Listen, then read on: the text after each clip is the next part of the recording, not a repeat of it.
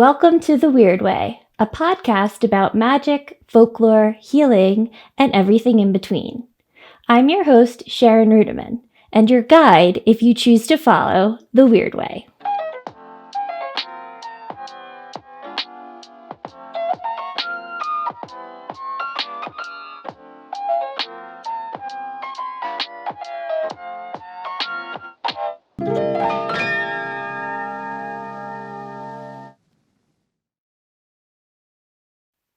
Hey, what's up? Happy New Year. I have a really sweet January monthly episode for you. It's coming out a little bit late because that's just how I'm rolling right now. We're going to talk a little bit about the message for January. We'll do our tarot readings, and we're going to talk a little bit about the strength year and what that means. I'm sure you've heard a lot about it if you're in the tarot and astrology world. And so this is my little hot take on what the strength year means and how you can work with it this year. And before I get into it, I just want to say I still have a couple spots available for the year ahead spreads. And if you're looking for some personal and deeper guidance around working with the energies of 2024, working with the strength year, this is a really affordable, I think. And if you're having trouble affording it, just send me a message. I'm really pretty easygoing when it comes to that kind of stuff. But yeah, it's on sale right now, and it'll be on sale probably for the next week or so. And then this opportunity will go away until next year. But, that's how it is. It's seasonal.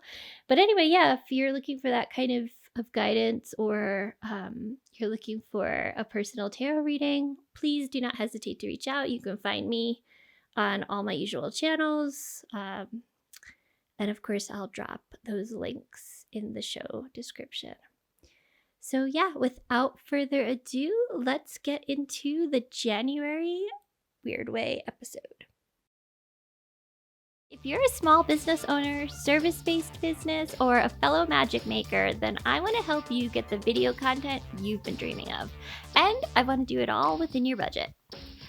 So for those of you who don't know, my name is Sharon, and for the past 17 years, I've been making and editing videos for all of your favorite brands like The Today Show, BuzzFeed, Cosmo, and even the WWE. That's right. And I even won a couple awards for my editing work. And now I want to use my video magic powers for good by giving you some of your precious time back and helping you to fill in your content calendars by ensuring that your ad campaigns are full of high quality professional videos and that they also match your style and branding. And because I'm a video witch, everything I do and create will be naturally imbued with a little bit of magic to ensure that your story, your brand, and your product stands out from the crowd. So stop wasting time and money on those other branding agencies who don't even get your style or your humor. When you work with me, you get one-on-one attention, plus all my 17 years of experience and high-quality content that was created just for you. So if you're ready to learn more and figure out if video magic is right for you and your brand, then go to video-magic, magick.com. That's video-magic, and click the book a free call button. It's right on the homepage. Hi, and Happy New Year. This is my first podcast episode of 2024, and it's a little bit late, but I've just been sort of taking it slower the first week or so of January. In fact, that is one of the bigger messages, I think, for right now is, we're in midwinter in the Northern Hemisphere. It's a time of to just be in your little bubble, to sort of be hibernating. If you think about like a bear, like this is bear time. And it's a shame because capitalism would make you believe that you need to get back to the gym and get back to work and get your goals set. And um it's not true. I think I wrote in my newsletter this month that this is the dreaming time. This is the time to let your mind wander, to maybe look back, maybe look forward, look at right now, especially look around your home, look around your space. It's not that it's not a good time to do new things. I think, it's absolutely a wonderful time to do that. I just did a really cool little course by Meg Lewis. It was really awesome, actually. It was like how to find your own personal style, which I thought I had, but I also wasn't like completely, I wasn't like totally sure about it. And a lot of the things that she taught in that class I resonated with. And what really came out of it is that I looked around my home and I was like, wow, I really do have a lot of my personal style shining through. And I think where things got a little iffy is like around clothing and trends and trying to fit into what, capitalistic structures are telling me I need, and what, ads are being fed to me.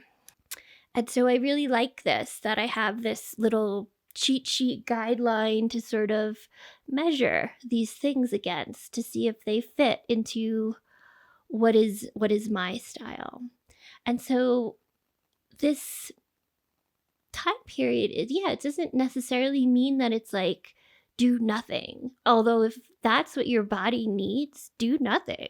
I just started, I'm like on day 1 of like an elimination diet, so it's like, it's not that I'm like do like the New Year diet thing. It's more like this time period, because it's a little bit less social, although I still feel the pull. I still feel people, pulling me into some social stuff, and I'm going to them. But I'm also I'm like taking stock. I'm finding the balance of allowing myself to have this dreaming time, and then also playing with putting some of these things into action. And so it's really about, I think, taking the pressure off, like could feel really. First of all, I don't even really celebrate this as like the new year. And I think a lot of witches agree with me. This is midwinter. This is, sure, like there is something to the collective agreement that we're changing, the calendar year, and it's now 2024 and all that jazz. But I personally celebrate in October. That's when my birthday is. That's when the witches year ends with Samhain. And I also really like the feeling of the astrological new year, which is in April or March, sorry, with Aries season. And there's all different New Years. There's the Jewish New Year in September. There's Chinese New Year, which is usually, I think, a little bit later, like probably more like February. And it's all, it's all based on different calendars. And as I'm sitting here looking at a lunar calendar that I just hung up today, that my friend designed, I really just want to, live my life more seasonally. And that's the season that we're in right now, is telling me that it's time to slow down, that it's time to take stock, that it's time to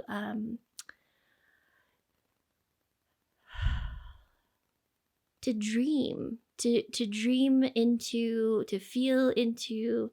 And the thing is when we're dreaming and we're acknowledging these deep wishes, they're not, there's something that you just kind of keep close to the heart for a little bit until they're ready to be shared. And so I don't necessarily think that, you're not wrong if you want to make New Year's resolutions, but maybe you can bring a different flavor to them, one of more ease and one of more empowerment. To like, I think that you'll set yourself up for success that way, rather than having all this like pressure cooker vibes, which I think only sets us up for failure. Like you don't have to join the gym in January. You can join in April when it feels better for you, or you can join in, you know, the new thing that you want to do when that divine timing feels in alignment. And that is like one of the major things that I talk about on this podcast is living an intuitively led life. So for me, my intuition is saying right now, sure, there's like work that needs to get done. There's a couple of deadlines I need to meet for video magic and there's business that needs to be attended to, but I am returning to my desk at a slow pace, one that is afforded to me because I do work for myself. I remember last year I was hoping to start the new year with like kind of a slow vibe, and my full-time job at the time was like, yeah, here's like a million giant projects for you to finish at the beginning of the year, and then oh yeah, we're going to lay you off right afterwards. So yeah, it felt kind of empowering to allow more of a easeful return to the computer, to the digital world, and to also really shut it off, because I was over Yule, because I was definitely having that still addiction to busyness that comes with living in a capitalistic society. And although that was like part of my goals last year was to unlearn a lot of that, it is still something that I am unlearning. And so if that is something that you're also unlearning, then I really, really encourage you to take this month, the next month, as much as you can, just take it at a slower pace. If you notice yourself going like full speed, can you take it down a little bit? So that's what I think this time period is about, but it's also about letting ourselves really feel into what are these like really big wishes and desires that we have been wanting and yearning for a very long time. I think it's time to look at them and to say, you know what? That's not really fitting into my thing anymore. I thought, like, I'll give you an example. When I moved to New Mexico, I moved here with the intentions of leaving New York, leaving the East Coast, starting off here in a land that was attractive to me, that was special to me, that I had a little bit of history with, but not a lot. And so my plan, like most people, most silly white people that move here, they think they're going to move here, buy some land, start a retreat center. Like so many people think that. I thought that. Since moving here, I have gotten a couple of big lessons in that I'm not that outdoorsy.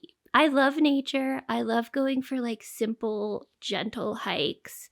I even like a strenuous hike every now and then. But when it comes to like some of the sharper parts of nature, I'm a little bit of a weenie. Like I developed arachnophobia here. I'm really scared of snakes also. And I have found that the harshness of the summer sun here, it does not agree with my body type. Does it mean that me and Santa Fe, like that I was wrong to move here? No, of course not. My intuition told me to come here. But was I wrong about maybe some of the things that I was like dreaming into my, Santa Fe life? Yeah, I was wrong. And that's okay. It didn't even feel that bad to let that dream go, because it was something that I had dreamt with ex-friends, ex-boyfriends, and it honestly, it's still like a really sweet daydream, but it's not anything that I'm putting my energy towards right now. If it is something that's gonna happen, maybe it'll happen like farther down the road. But it's certainly not gonna happen in the next couple of years. There's a lot of bigger and, in my opinion, better things that have come to light um in the last year, couple of years that I've been here. And so yeah, so in reassessing that dream, I was like, I think I'm gonna put that one on the shelf. Parts of it I'm gonna like totally let go of because they just don't fit.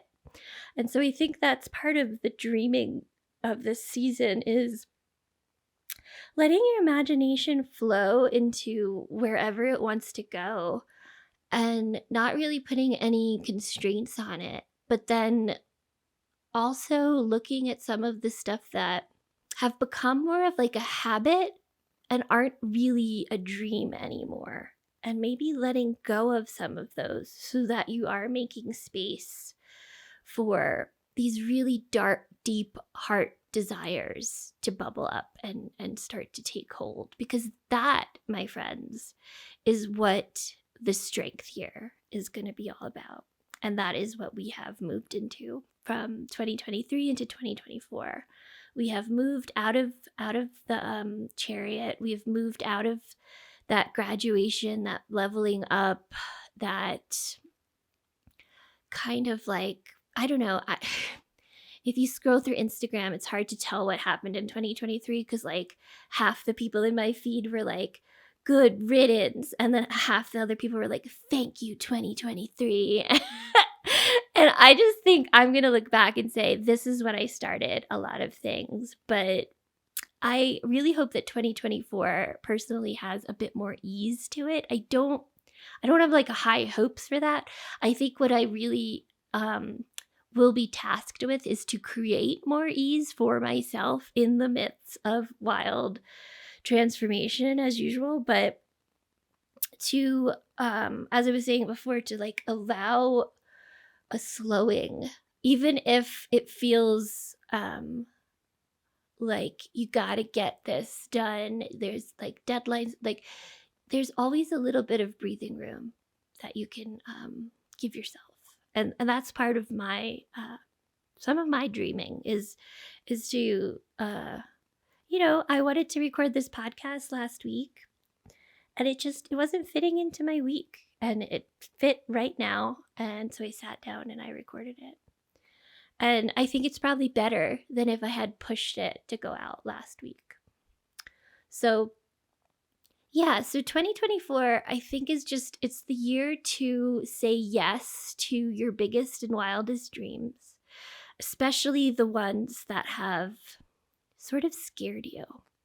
The ones that you've been maybe feeling like you were unworthy of or didn't have the strength to go after. This year you do. This year you must. This year you have to try.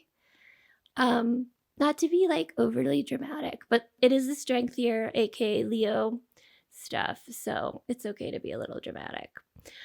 It's gonna be, I think, a year where it's more than just claiming your wishes to the world. It's also about taking integrity actions towards those things, towards these big heart-centered desires and committing to them. Strength is all about commitment because it takes so much inner strength to commit to the big things that you really want, because you have to recommit all the time.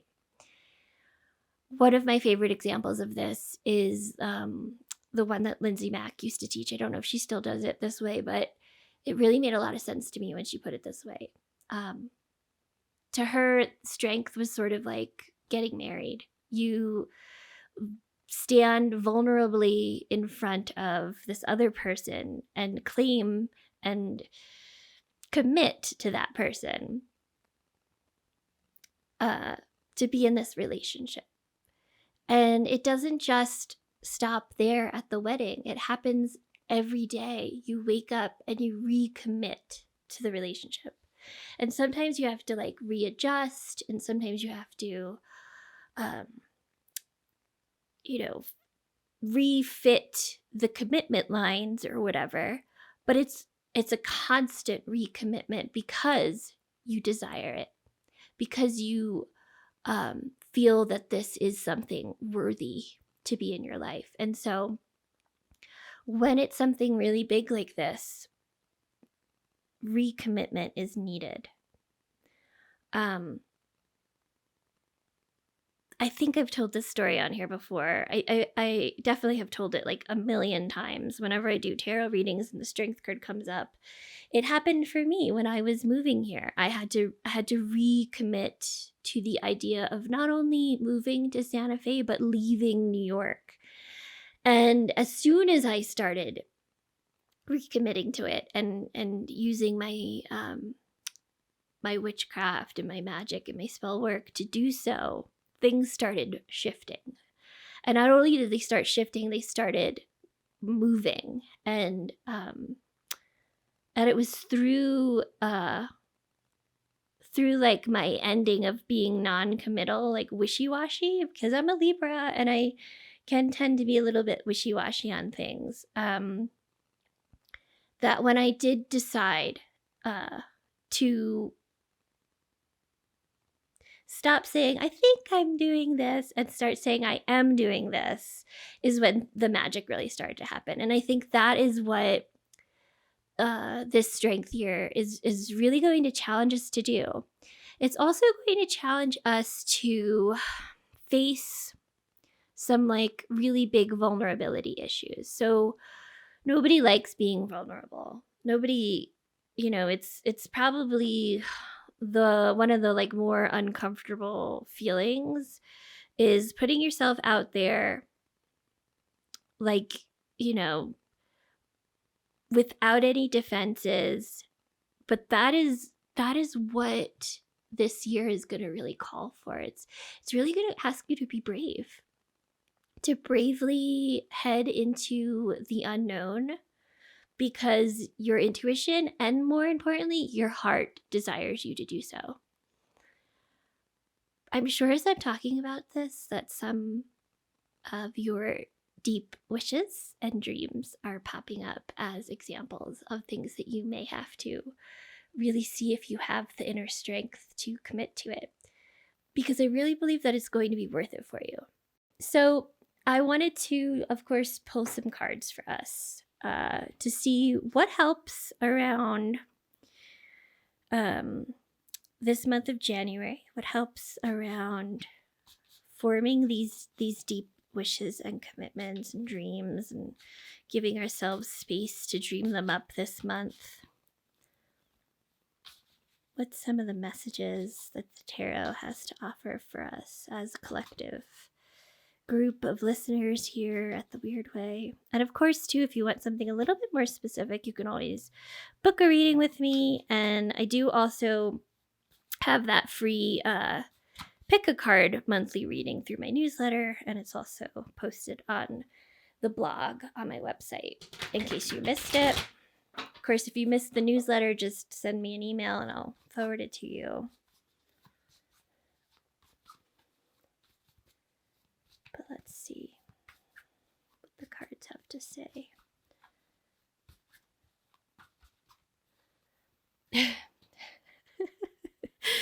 The first card is the strength card. I should have taken it out, but you know what? Honestly, that's great. I think that's great.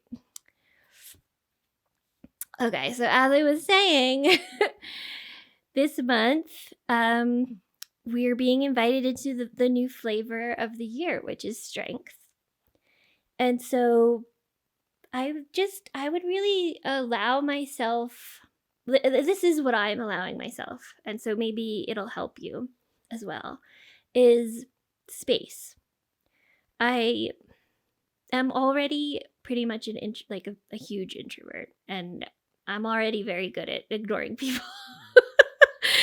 But when I feel like I really need like my inner world time, I become even more hermity. And it's not like a feeling of like I'm sad and alone. It's like a feeling of like I love this and I just kind of like want to indulge in this. And what I'm allowing is my mind just to wander, for daydreaming, for a little bit of extra sleep because last year was so exhausting. And I'm not doing it like 24/7, but when ideas pop up, I'm letting them like be like, "Oh, that's interesting. Like let me write that down or let me explore that."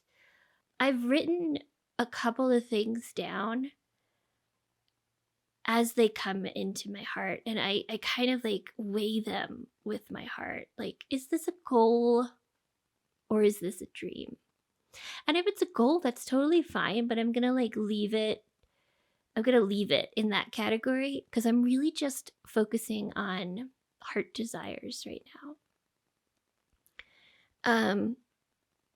And so I think as we step into this new year, into this strength year, what the tarot is offering us is that it's just, we're looking at it as the invitation, right? So if you're having trouble being like, what do I even want? Because that's like one of the biggest questions in life. What is it that you truly desire? What is it that you want? What is, it goes up along with purpose and, the big questions. What is it that I truly desire? Why don't you start by asking yourself, what am I really afraid of not having? What am I really afraid of going after? What am I afraid of? Maybe it'll be really helpful to write all of your fears down, or some of them, some of the really big ones. What has been one of your biggest fears? And then after you've written them out, maybe go through them and look at these fears with a different lens. Try to see what the opposite is of it. For example, if you're somebody who truly desires a relationship, you've been single like myself for a while, I could say that the fear of that comes with that desire is the fear of being alone. I think it's a common feeling, I'm going to just be alone forever, right? So that would be like what you would look at. You would examine that fear.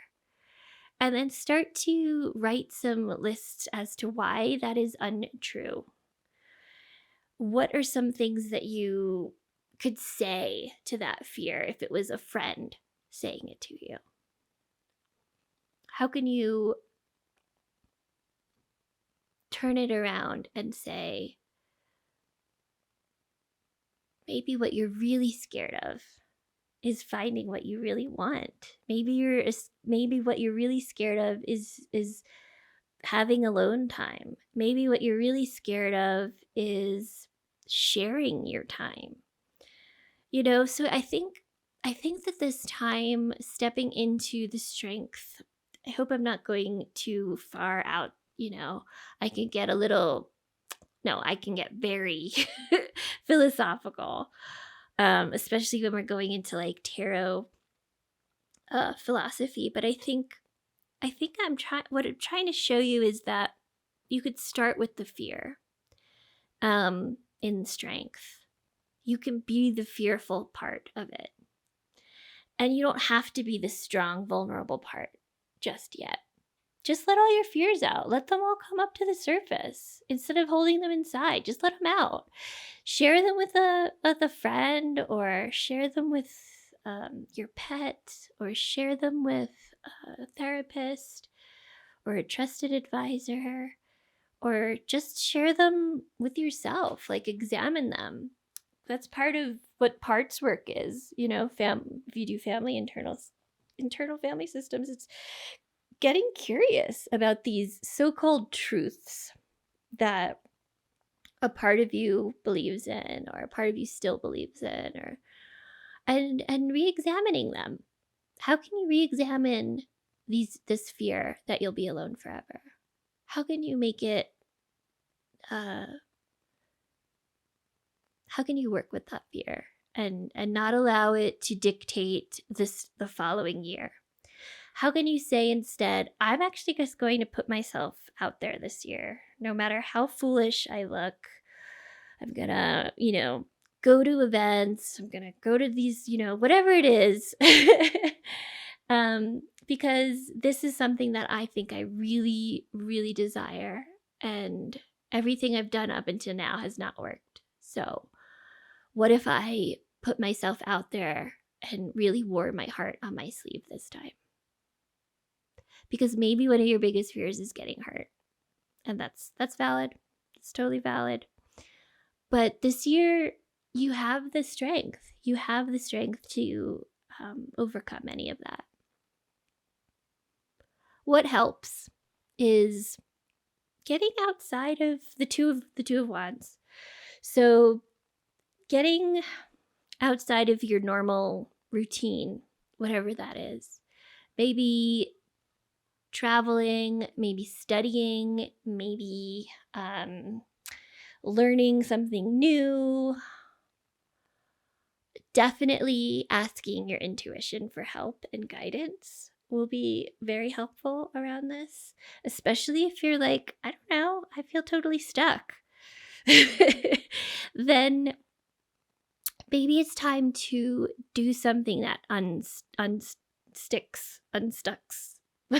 gets you out of your rut, Maybe if this time period you're more of like a extroverted type of person and the winter time is sort of a bummer for you. What are some ways to get your social vibes on? How are some ways to feed that need for connection? Maybe you can get out and have some conversations with people, and that will stir up some reflection that you need. The Two of Wands.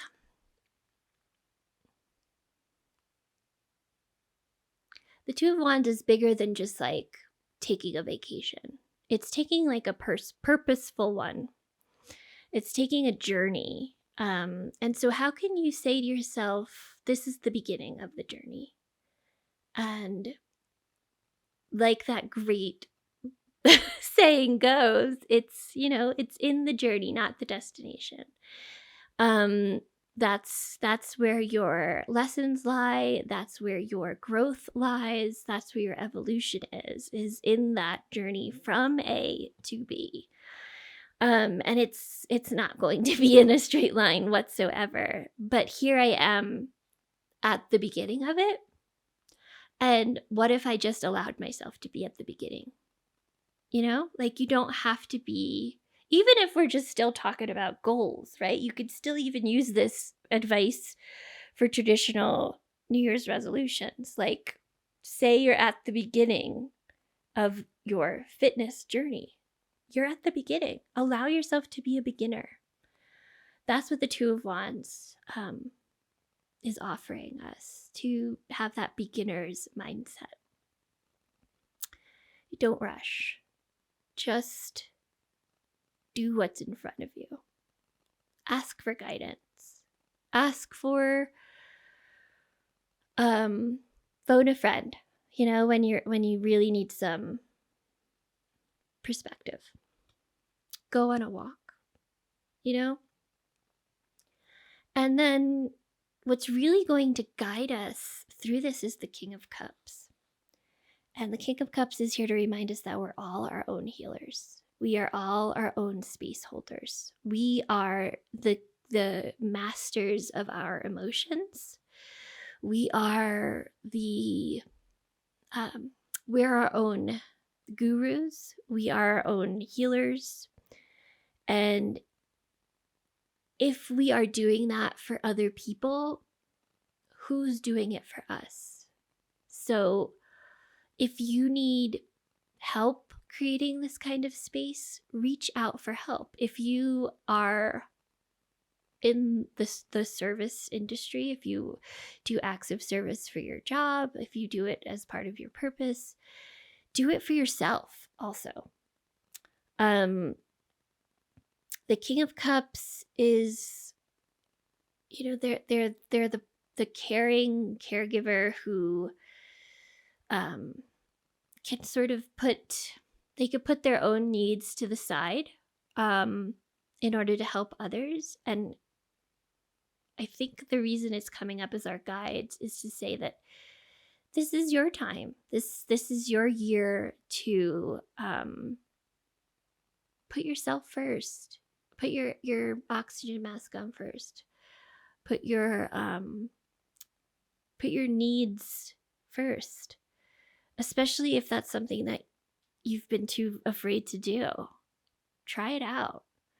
Say, this thing is really important to me. I've got to give it space and time and room to grow in my life. I can't just commit and help and what have you. I have to, maybe that's part of your strength work this year is I know it's all, it's a big one, is prioritizing. Some people are really good at this. I am okay at it. I've gotten better at it because I've worked at it. But prioritizing the things that are important to you and making that part of your schedule, like making that part of your job, even if it's not a part of your job and it isn't bringing you anything except for joy, make that a part of your job to bring that joy into your life this year. I think that's what these big ideas are. Like we left in the Chariot year some really old stale patterns, old ways of showing up in the world, old ways of working, old ways of being in relationship, whatever it was for you. For me, it was very much around my career, but also my relationships as always. And we're now being asked to really commit to those ideas that we received, to those aha moments that we received in 2023. We're asking this year to make those a part of your life. Make them a part of your personality. Make them a part of your style, like I was talking about at the beginning. Your personal style is something that you're going to commit to, because that's you. Make you no matter how scary that is. It's so much easier to focus on other people. Like it's so much easier for me to give tarot readings for other people than it is for me to sit down and I've gotten with practice, it used to be so hard. Like I'd be like, when I'm teaching, I see it all. Everyone really prefers offering advice during that part of the class at Tarot Salon than interpreting for the self, because it's just so much harder. We have our own what's the word? Like assumptions. We have our own feelings of unworthiness. We have our own feelings of like what that card is supposed to mean, what we wanted it to say. And when you're reading for other people, you don't have any attachments. You're just like, I hope this person understands what I'm trying to say. You're just offering guidance. And so, yeah, I think that this year is about not only claiming what we desire and what our heart has been hoping for and what we've been yearning for, but also deciding that we are worthy of it. An old Danielle Laporte saying, you are worthy of your desires. I think that's like the big theme for the year. If you had to like sum it up, the strength year is really about saying like, I am here. I deserve the things that I dream. And I am the only one who can move and step into those dreams. Nobody else can do it for me.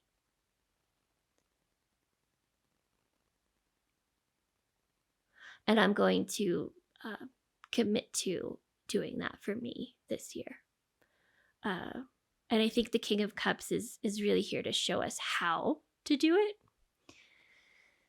The Two of Wands is to remind us why we're doing it. And of course, strength is the major invitation. And man, these tarot readings are always so spot on. I really love it. I love doing these collective pulls.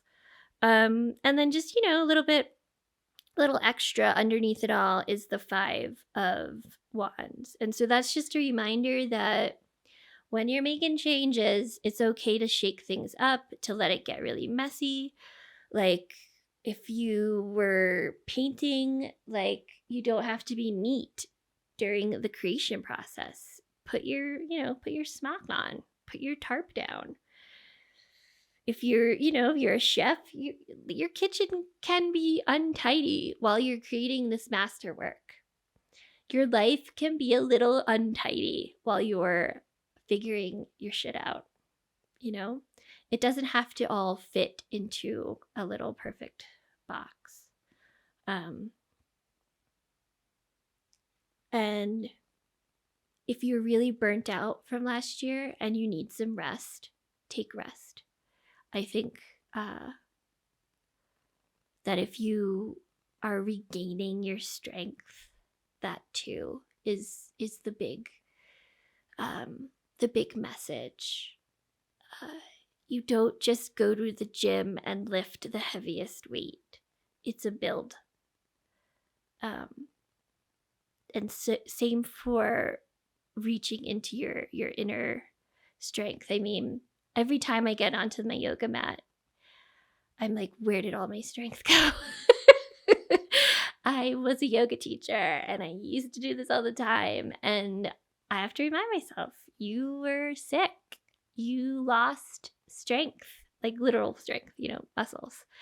And you can rebuild it. You can repair it. And it's not going to go as fast as it did in your early 30s and in your 20s. It's going to go a little bit slower. And that sucks, but I'm committed to doing that for myself. And it's taken me many times to recommit, and it'll take me many more times to recommit, I'm sure.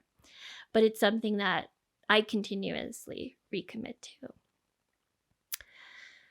Anyway, I think that is about it. I hope that you found this helpful. If you did, please share it, pass it on. That's how the Weird Way works, and that's how the Weird Way will keep growing. I'm really excited for this year. I think it's going to be tough, but I think it's going to be worth it. And so, yeah, if you have any questions, you have any things you want me to cover, please do not hesitate to reach out, send me a message, hello@theweirdway.com. Until next time, please take care of yourselves and be kind to yourselves.